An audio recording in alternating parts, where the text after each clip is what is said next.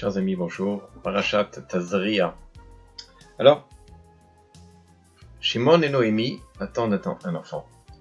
Shimon est dans la salle d'attente, il est là avec les télim, et il prie. Et puis, Baruch Hashem, le moment arrive, et un petit bébé. Et à ce moment-là, la sage-femme sort, Mazal Tov. Ah, Baruch Hashem, merci beaucoup. Le mari, Shimon se lève. Vous avez une fille. Ah, attends, merci. Quoi. Souvent, les hommes, bien entendu, sont là à attendre le garçon. Alors, ce qui est étrange, c'est que, et c'est pas vraiment étrange puisque les Chachamim nous le disent, il y a une relation particulière entre le papa et le garçon, la maman et la fille. David Ameller, déjà, il nous dit dans ses télim, Kerachem av al-banim. Kerachem, ça veut dire comme il a la miséricorde, av, le père, vis-à-vis de ses fils. Le Rada qui dit justement, il n'y a pas plus grand rachamim, c'est-à-dire miséricorde, que celui du père envers son fils. Il faut bien savoir, c'est que le mot rachamim en araméen veut dire hava, amour.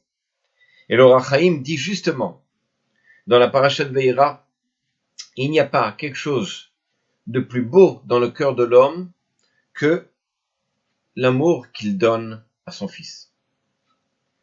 Mais on voit aussi le Midrash Rabbah, dans parashat Chayei Sarah, où Rashi le rapporte comme ça dans le chapitre 24, vous verrez dans le verset 28, Rabbi Yochanan a dit, une femme n'est habituée que d'être dans la maison de sa mère. C'est-à-dire qu'il y a une relation particulière entre la maman et sa fille. Le Khatam Sofer, justement, dans Parashat Toldot, il nous dit, c'est que l'habitude des femmes est d'avoir une satisfaction, on va dire comme ça, des filles, de ses filles. Quoi qu'il en soit, que cela vienne du père ou de la mère, l'influence qu'ils ont, les parents, envers leurs enfants, fils ou filles, de cet amour sans fin qu'ils leur donnent, rien ne pourrait éteindre cet amour immense qu'ils procurent à leurs enfants. Et c'est en sorte, et grâce à ça, que même en vieillissant, les enfants ne quitteront jamais le chemin qu'ils ont reçu de la maison des parents. La Gemara, justement, dans Choulin, dans 24, Amud Bet, 24 bêtes, il dit comme ça. Alors j'ai le texte là sur les yeux. Rabbi Hanina, il dit, de l'eau chaude et de l'huile que m'a enduit ma mère lorsque j'étais petit ne m'ont pas quitté lorsque j'ai vieilli.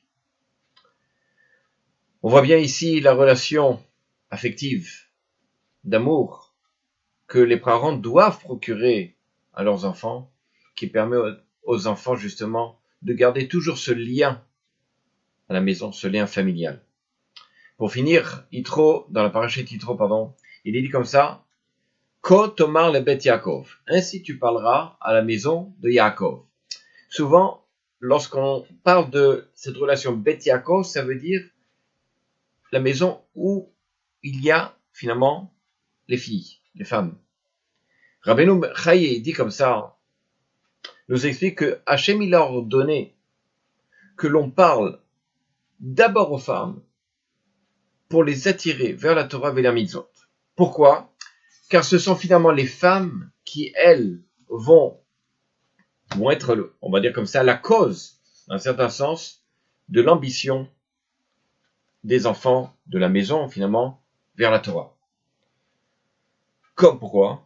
Effectivement, comme elles se trouvent généralement beaucoup plus longtemps dans la maison que le mari, donc elle a, la maman, une influence, une relation particulière avec les enfants.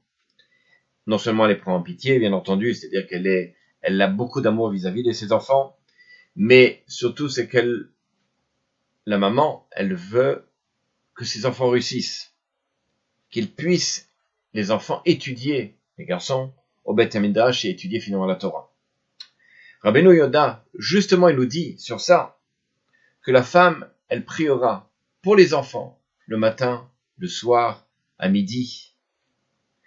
Car l'essentiel, on va dire comme ça, de la prière de la maman, c'est pour son évolution spirituelle de l'enfant. C'est pourquoi Rabbeinu Bechaye, qui était un Gaon, qui faisait partie des Gaonim, nous dit que le soir de Shabbat, au moment de l'allumage des Nerot, la maman, elle priera pour ses enfants, qu'ils soient des tzadikim. Pourquoi? Parce que la tfila est plus, on va dire comme ça, acceptée dans le ciel au moment où l'on va faire un acte de mitzvah. Et puisque la maman, elle va faire un acte de mitzvah, puisqu'elle va allumer les lumières de Shabbat, et que les lumières de Shabbat représentent justement ces lumières de Torah, à ce moment-là, c'est une ségoula pour que la maman puisse prier pour la réussite spirituelle de ses enfants, ses garçons, ses filles.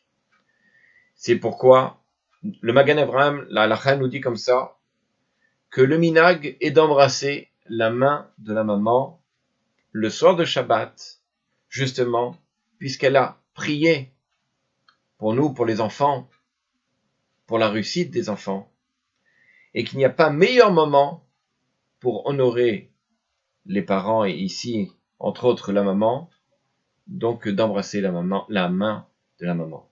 Je vous souhaite un Shabbat Shalom. À bientôt.